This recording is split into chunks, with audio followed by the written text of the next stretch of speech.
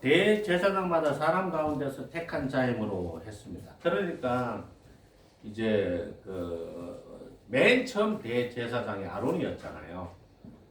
이제 아론을 대제사장으로 세우신 분이 하나님이신데 이제 모세를 통해서 아론을 대제사장으로 세웠거든요. 그래서 이제 대제사장은 항상 아론의 반차를 그러니까 아론의 혈통에서만 나왔어야 됐습니다. 아론의 자손이 한두 명이 아니잖아요. 계속 세월이 지나가면서 아론의 자손이 계속 많이 나올 거 아닙니까? 그 중에서 대제사장을 한 사람씩 이제 택했다 이 말인 거죠. 그래서 하나님께 속한 일에 사람을 위하여 예물과 속지 않은 제사를 드리게 하는 대제사장의 역할이 이제 그런 역할인 겁니다. 그래서 대제사장이 이 제사를 총괄하는 총책임자이면서 휘장을 지나가서 이제 말하자면은 율법과 이제 아론의 쌍난 지팡이 등등 뭐 이런 걸 이제 보기도 하고 거기서 이제 속죄의 기도를 드리기도 하는 유일한 특권을 가진 사람이 대제사장이거든요. 그런데 문제는 대제사장이 바뀐다는 거잖아요. 그죠? 예? 아론이 죽으면 아론의 자식이, 그 자식이 죽으면 또 그 다음 자식이, 이제 이런 식으로 이제 바뀌게 되다 보니까 이게 이제 완전한 그런 속죄가 안 되고 불완전한 게 되는 거죠. 대제사장이 계속 바뀌니까요.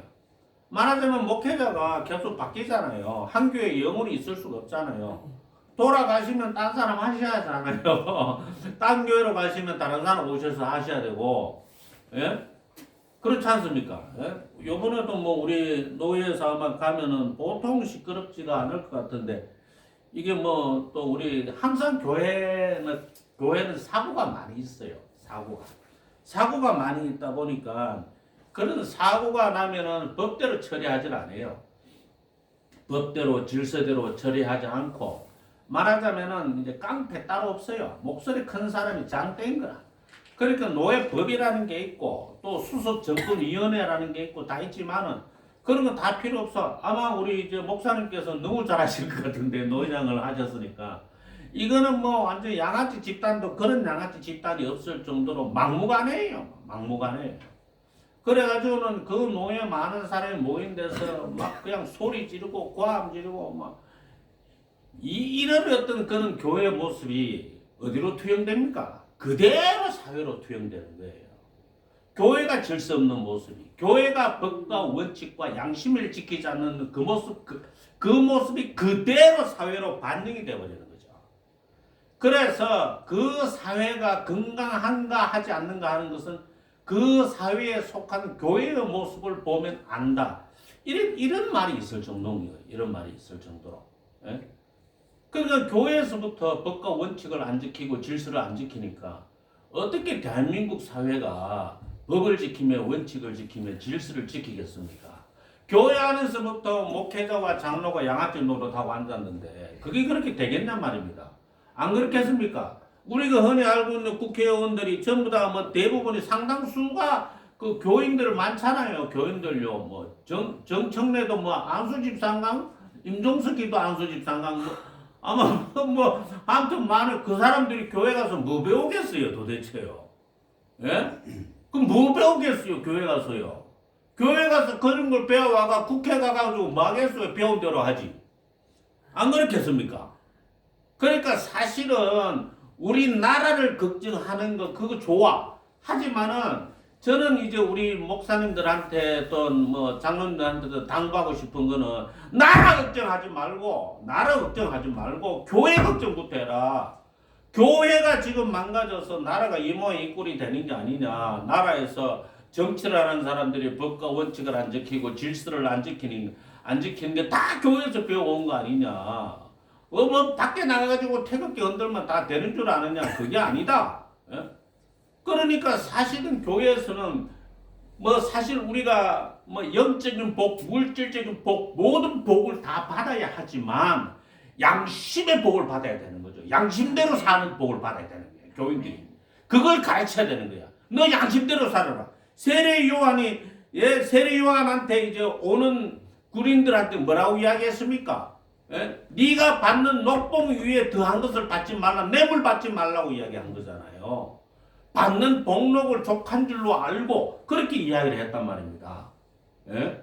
그래 양심대로 살 것을 가르쳐야 되는데 양심대로 살 것을 가르치지 못하다 보니까 이제 우리나라 사회가 좀 불행한 그런 시절을 겪고 있다. 이렇게 생각하는 게 사실은 정상적인 코스입니다. 예? 그런데 어쨌든 대제사장은 해마다 바뀌는 사람이야. 그래서 2절에 보면 그가 무식하고 미혹된 자를 능히 용납할 수 있는 것은 야, 이 말씀이 웃기지 않습니까? 예? 그러니까 예수님이 무식하고 미혹된 자를 능히 용납할 수 있는 것은 자기도 연약에 휩싸여 있습니다. 그러니까 예수님께서도 사람 몸을 입고 오셨으니까 화날 때가 있을 거 아닙니까? 아니 예수님 가보면 예수님 화 정말 많이 내셨거든요. 예? 그런데 그 화는 그 원인과 여러 가지 과정을 모르고 나는 마음이 온유하고 겸손하니라고 했을 때 그 말을 반박하는 분도 계시더라고요. 어떻게 예수님이 마음이 온유하고 겸손하시냐. 화낼 거 다 내셨잖아. 예수님이 진짜로 화낼 거 다 내시면 살아남을 사람 아무도 없어요. 다 죽어요 그냥. 안 그렇겠습니까?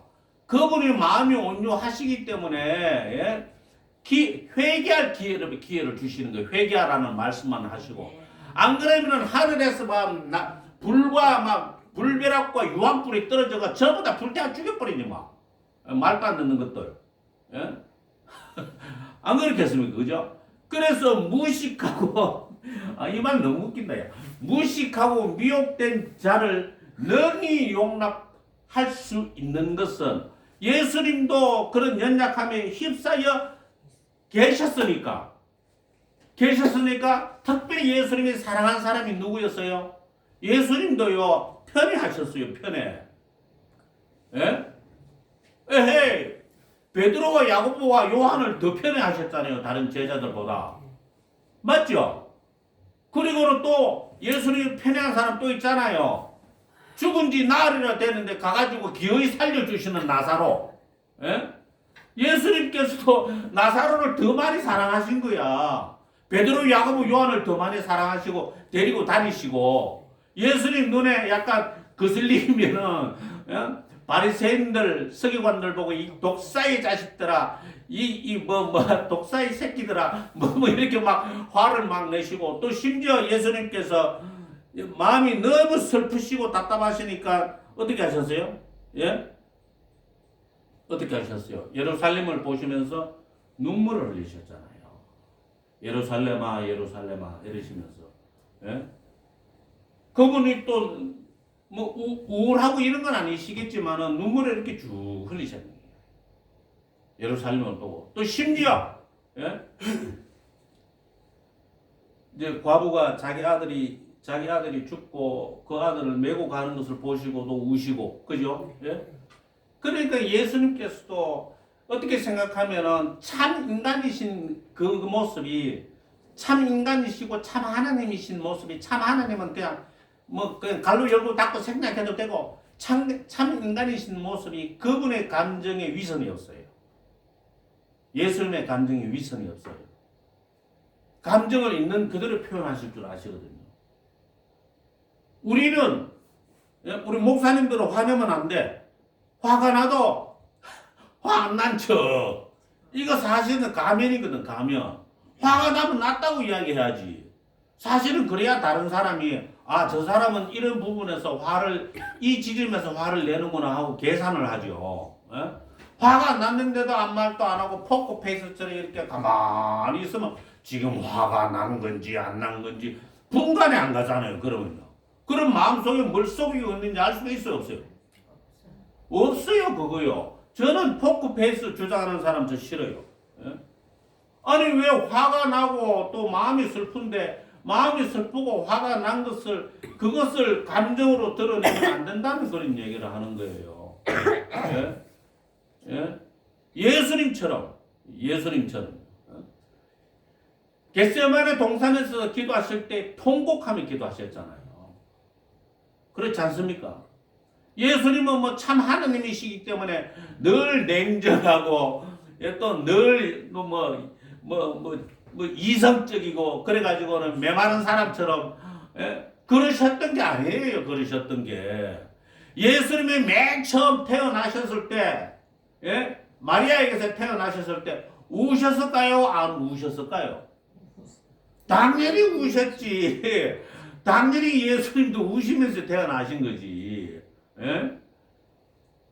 그렇지 않습니까? 그죠? 그래서 이렇게 이제 그가 무식하고 미혹된 자니 말씀의 표현이 너무 웃긴다. 능히 용납할 수 있는 것은 자기도 연약에 휩싸였습니다. 그래 제가 옛날에 이제 장례식장에 가면은 희한하거든 목사님들이 울지 말라 그래. 저는 그 말이 너무 기분이 나쁘더라고. 아니 지금 슬퍼서 눈물이 나는데 왜 자꾸 울지 말라고 그러냐.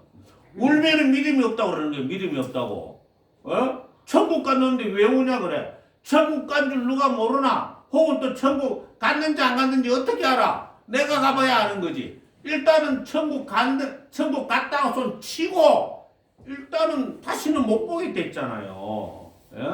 매일 아침 얼굴 보고 하이 뭐 헬로우 하다가 뭐 안녕 잘 잤어 뭐 이렇게 하다가 다시는 그런 말을 나눌 사람이 뭐 사라졌는데 어떻게 안 슬퍼해 그거를? 걔 가지고도 슬퍼야 할 일이잖아요. 아니 걔 가지고도 슬퍼할 일 아니에요? 걔 죽었다고 슬퍼하는 사람 되게 많더라고요. 아니 자기가 기르던 개나 고양이가 죽어도 그렇게 슬퍼가지고 눈물을 흘리면서 목사님 찾아와가 천국에는 내가 사랑하는 개가 있을까요 없을까요 하니까 목사님이 말 알아서 잘 가르쳐 하시지 천국에는 개가 없어요 이러니까 내 사랑하는 개가 없는 천국 저도 안 갈래요. 그렇게 대답했다 그러잖아요. 아니 개 이야기는 하지 말고 네가 사랑하는 대상이 꼭 있을 것이다 이렇게 말하면 되잖아. 개라고는 이야기를 안 하고.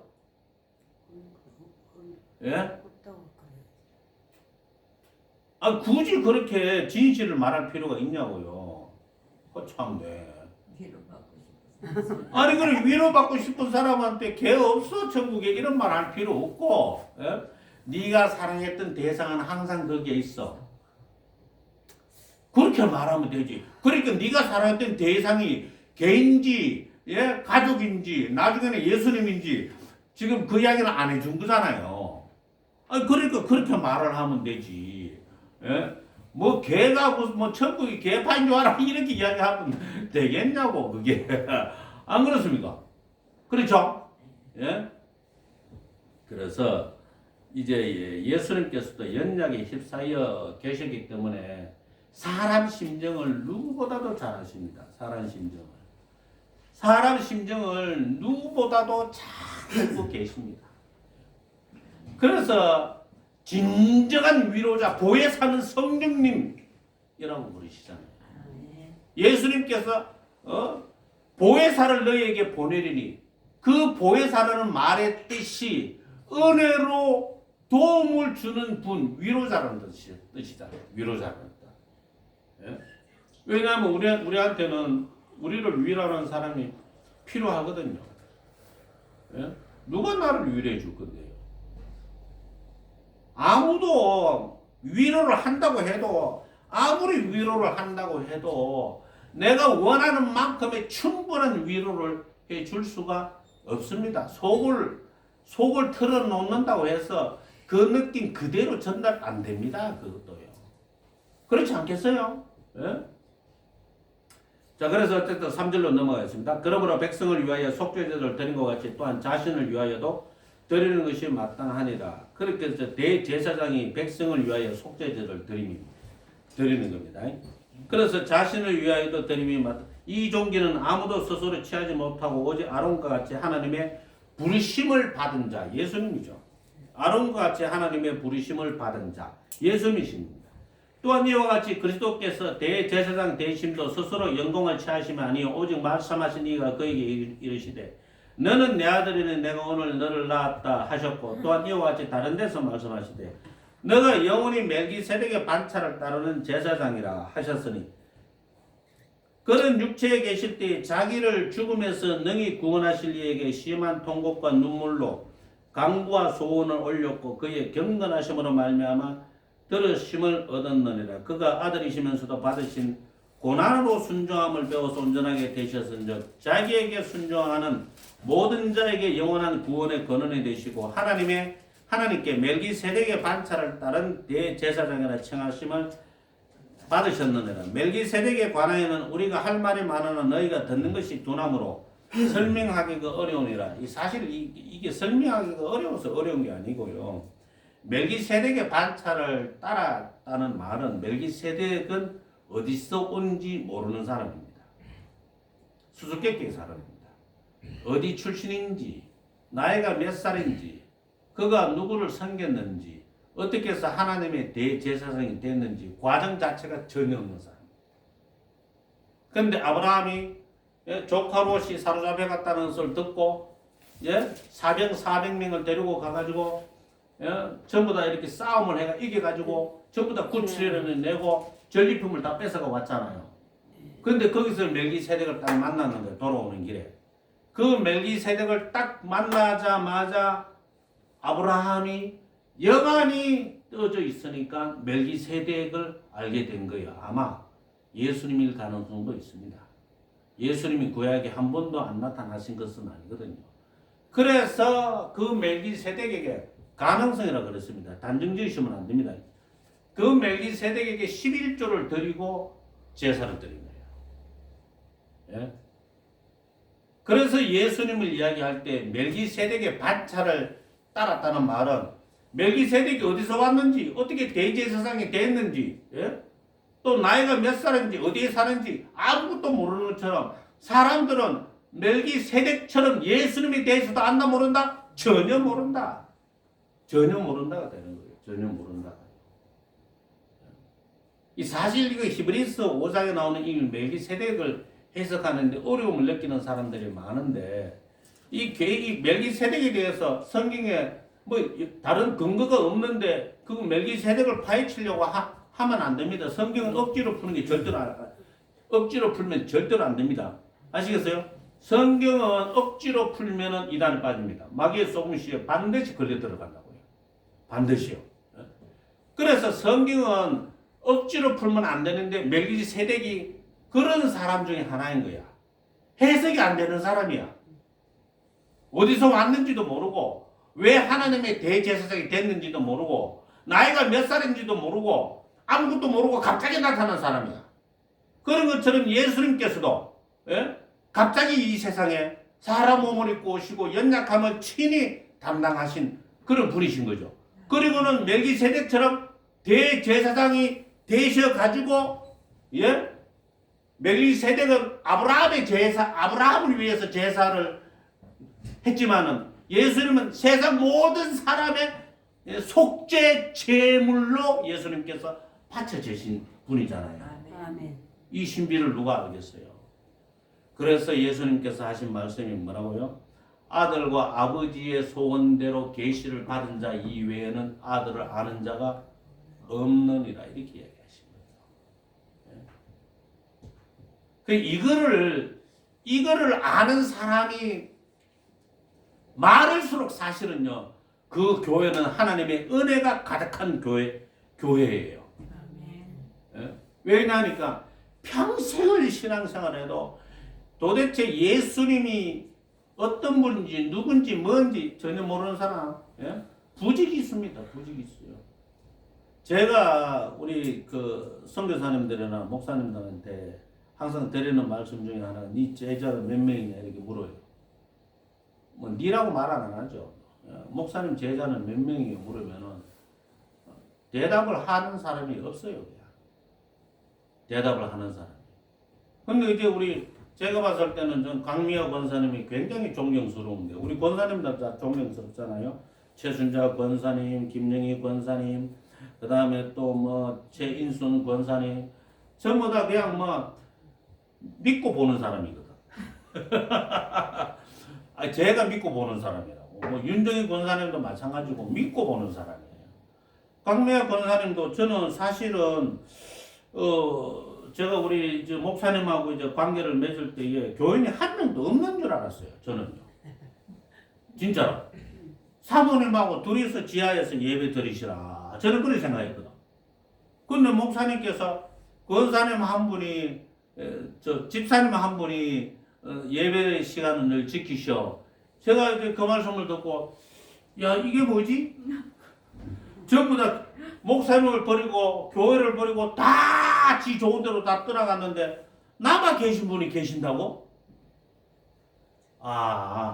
제가 내린 결론은 우리 목사님의 목회 열매는 강미혁 권사님입니다.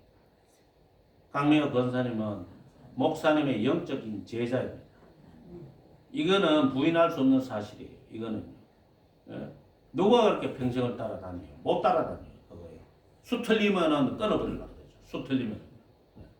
근데 이제 우리 권사님들도 최순자 권사님, 최인순 권사님, 김영희 권사님, 그 다음에 윤정희 권사님, 우리 특히 우리 제일 막내 권사님은 제가 어제에도 미워했지만은 이분이 세월이 지나가면서 나날이 단단해지는 거야. 이게 영적으로 성숙해지고. 예? 그러니까 이렇게 이제 친구 중에 제일 좋은 친구는 어떤 친구요? 오래된 친구입니다. 교인 중에 제일 좋은 교인은요? 교인은 오래된 교인입니다. 그 오랜 세월 동안에 얼마나 많은 꼴을 받겠습니까?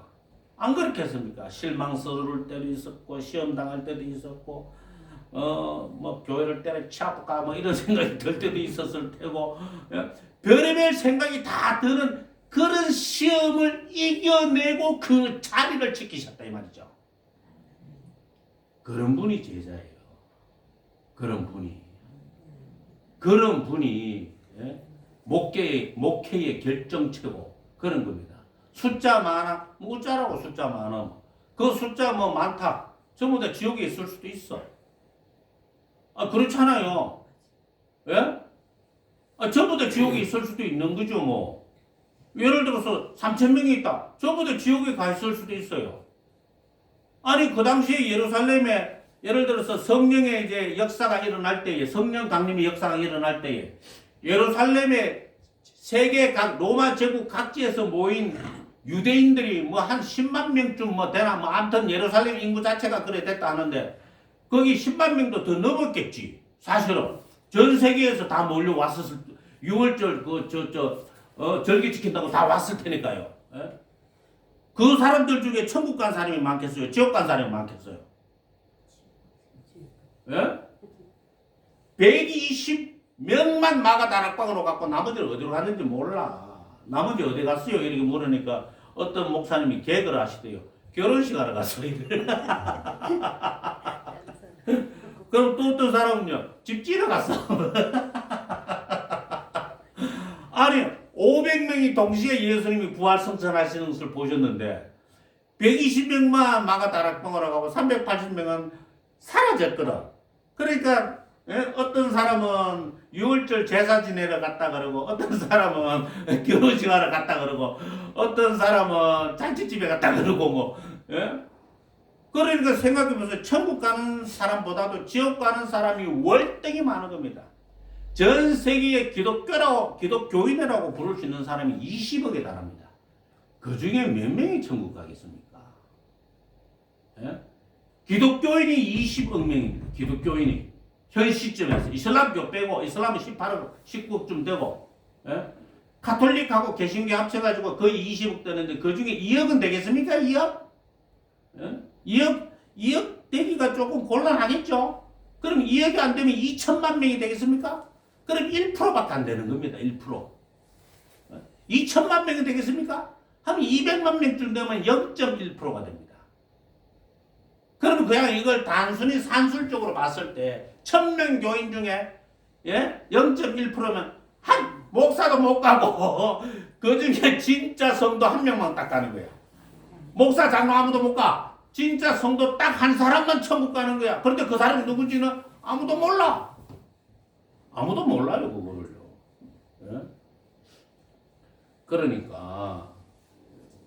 그러니까 이제 이 말씀에서 이제 히브리서 5장 13절 한번 봅시다. 이는 젖을 먹는 자마다 어린아이니 의의 말씀을 경험하지 못한 자요 했습니다.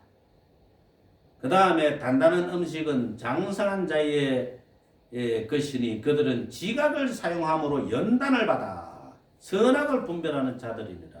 이 말씀이 뭐냐 하면은 단단한 음식은 장성한 자의 것이니 그들은 지각을 사용함으로 연단을 받는다 그랬습니다. 하나님의 말씀이 우리한테 체화, 우리 몸에 딱 맞으려면은 내가 말씀에 딱 맞으려면은요 말씀으로 인한 연단이 반드시 찾아옵니다. 반드시 찾아와요. 말씀으로 인한 연단이 반드시 찾아온다고요. 예? 그러니까 그 말씀으로 인한 연단을 극복하지 못한 사람은요 아직도 어린아이가 되는 거야. 예? 단단한 음식은 못 먹어. 소화가 안 돼. 소화가. 예? 저 앞에 길 건너편에 있는 평창 갈비탕에 갈비탕 한 그릇 먹었다 칩시다. 갈비탕 한 그릇 먹었어.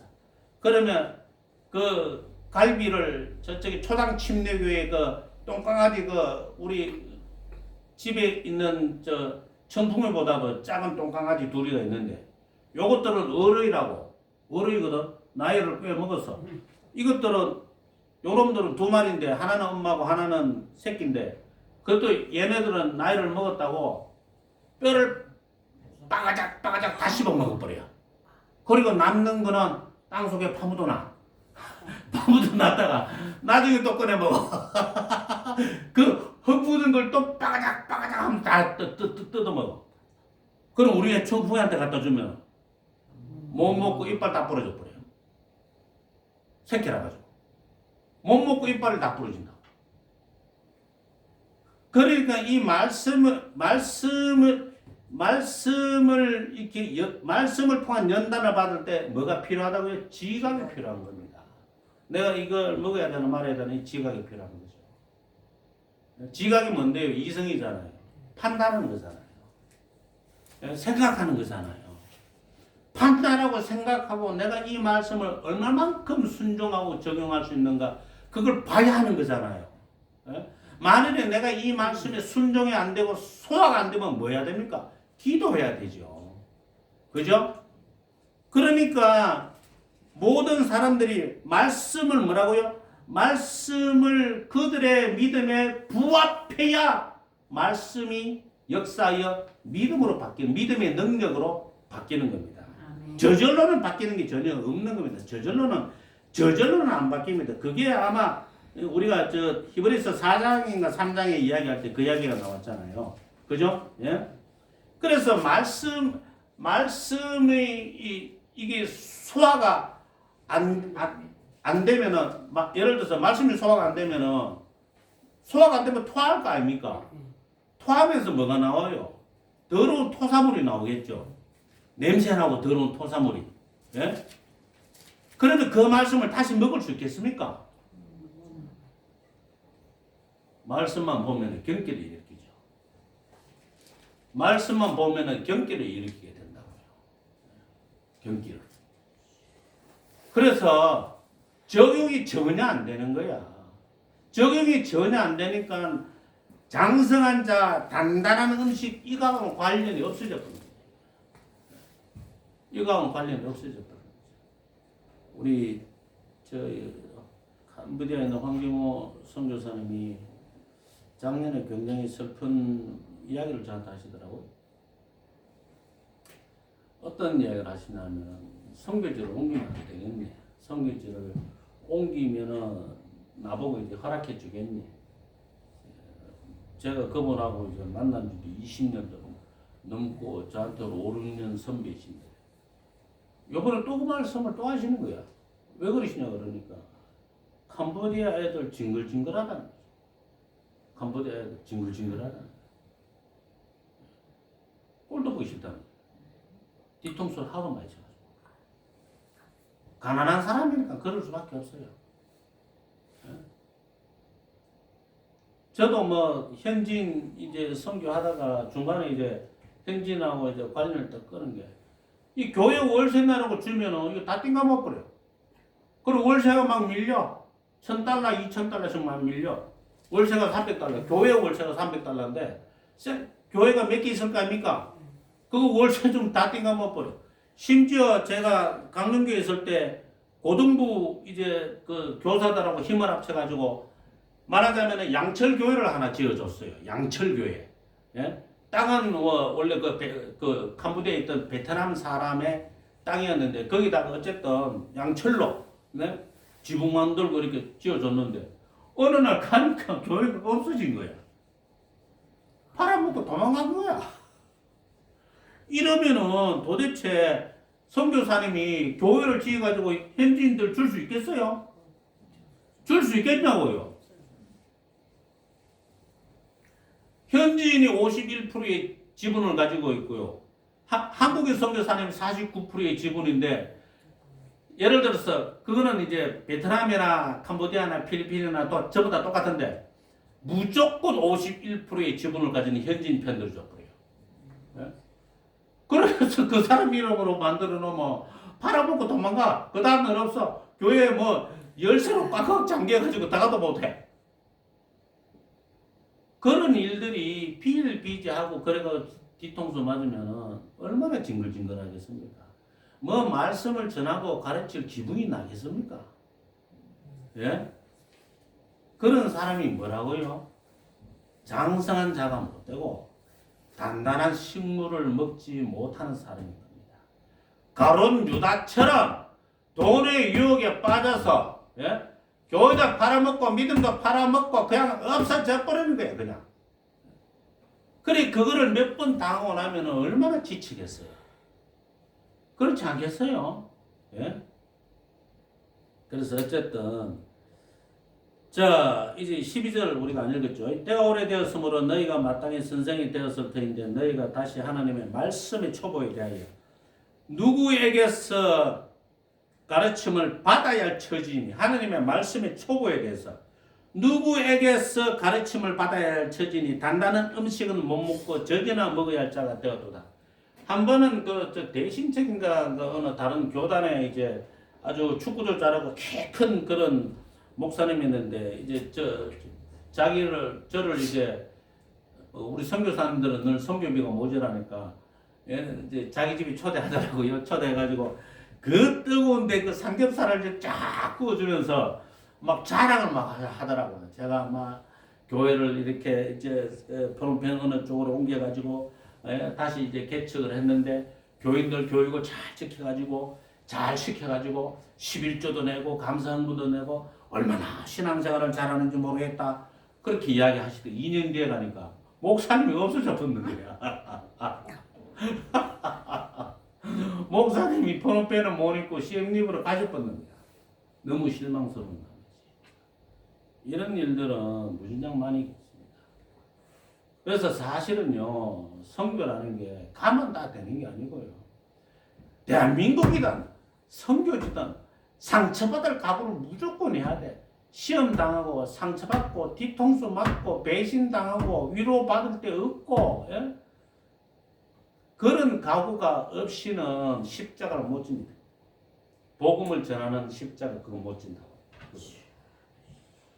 그래서 누구에게 하나님의 말씀의 초보에 대해 누구에게서 가르침을 받아야 할 처지이니 예? 이래서 이렇게 이제 어린 젖을 먹는 어린 자마다 어린아이의 의의 말씀을 경험하지 못하기 때문에 이 사실은요 숫자에 연연하면 절대로 안 됩니다. 숫자에 연연하면 숫자에 연연하면은 제가 전에도 뭐 우스갯소리로 말씀을 드렸지만 사실은 우스갯소리가 아니에요. 필리핀에 이제 은퇴를 막 앞둔 이제 우리 교단 선교사님이 은퇴하셨겠지. 그때가 벌써 10년 전이니까. 그때 제가 필리핀에 있는 선교사님 세미나에 이제 새벽기도회 그 담당을 해가지고 새벽기도회만 제가 인도를 했었는데 제 말씀이 재밌는가 봐. 사투리 하면 욕도 하면 이러니까 새벽기도회 많이도 오시대. 그런데 어쨌든 그분이 저한테 나중에 밥을 먹으면서 그 이야기 하시더라고. 300명이 모였었는데 선교사님이 혹시나 하는 마음에서 다음 주일부터 제가 너무 어려운 나머지 쌀을 못 드립니다. 쌀을 1kg, 2kg씩 이렇게 매주일마다 나눠줬거든요. 2kg 해도 300명이면 600kg 잤습니까? 그 돈이 작은 돈입니까? 그 다음 주에 딱 한 명이 온 거야. 딱 한 명이.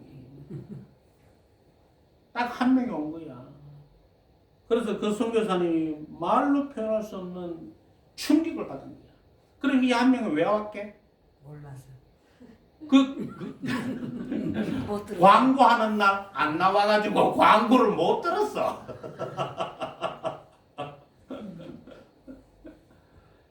그러니까 이제 그 말을 이제 자기 친구 이제 선교사님이 그랬다면서 선교가 이제 은퇴를 할 때가 되니까 너무 허망하다. 그 이야기를 하시더라고요. 그래서 숫자에 매이면은요 단단한 음식을 못 먹이게 됩니다. 자꾸 먹기 쉬운 것만 자꾸 줘야 되잖아요. 먹기 쉬운 것만 자꾸 주면은요 여전히 어린아이가 됩니다. 여전히. 예? 여전히 어린아이가 돼요. 예? 그래서 장성한 자의 식물을 먹이려고 그러면은요 마구잡이로 막 굴려야 돼요. 막 먹어가고.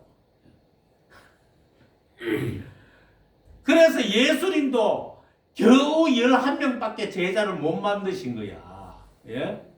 맞죠? 바울도 겨우 신앙의 아들을 해봐야 디모데하고 디도밖에 돼 있었습니까? 동력자는 있었지만 신앙의 아들은 둘밖에 못 만들어서 바울이. 예수님은 그래도 11명이고 우리는 한 명 건지면 얼마나 잘한 건데 그게. 한 명 건지면 정말 잘한 거예요. 그거요. 농담이 아니고요.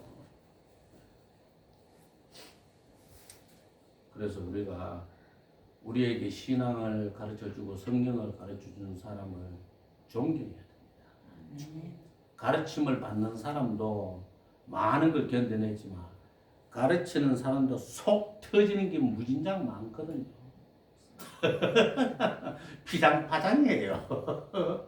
가르침을 받는 십자가랑 가르치는 십자가랑 무게감이 별로 안 달라요. 아무튼 오늘 찬양하면서 제가 눈물을 흘려서 죄송하고 이 찬양은 뭐 제가 그렇게 젊었을 때에 너무 이렇게 외롭고 고독하고 쓸쓸하고 힘들 때 그때마다 이제 부르면서 이제 하염없이 이제 눈물을 흘렸던 그런 찬양이라서 갑자기 오늘 불러보고 싶었는데 아이고 실패했네. 자, 기도하겠습니다. 하나님 감사합니다. 오늘도 은혜와 자비를 베풀어 주셔서 이렇게 귀한 말씀 앞에 세워 주심을 감사드립니다. 주님의 놀라우신 사랑과 능력과 권능